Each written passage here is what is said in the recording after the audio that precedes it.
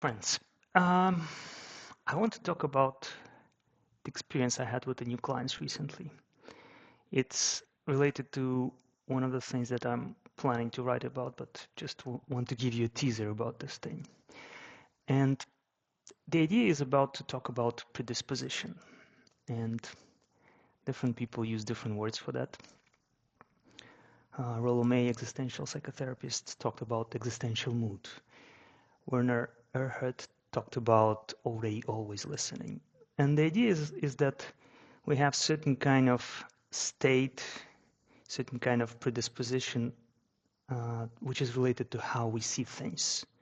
So it's not only the things that we see, but there's a certain way to perceive them, certain way to relate to them, which obviously then affects our behavior, our thinking, our feeling about those things. And what happened with this new client, she was talking about how she, as a project manager, wants to take care of big and important projects.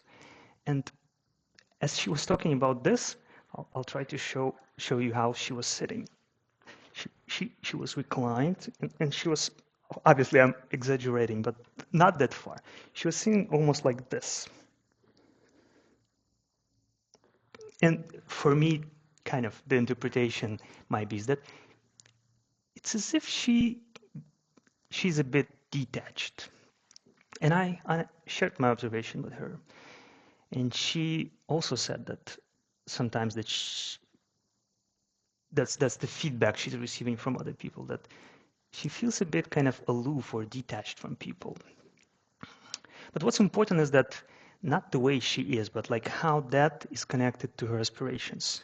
How the person who is considered by others to be detached and kind of somewhere far, far away, not being connected, not to be engaged, how this kind of person would be able to kind of get the position to be in charge of very important strategic projects.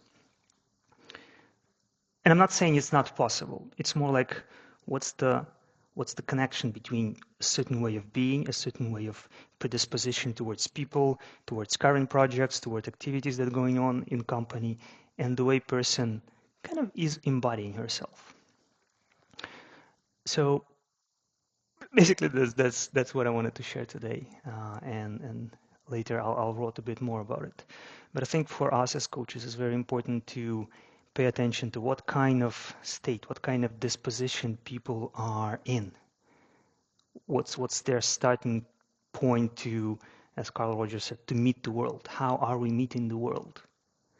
Because based on how we're meeting the world, we will behave in a certain way. And before we address the behaviors, we need to understand how our way of being with the world contributes to the certain kind of outcomes that we're getting in our lives. I will write a bit more about it. I'm curious to hear your thoughts about what I shared, and see you soon in another video. Cheers.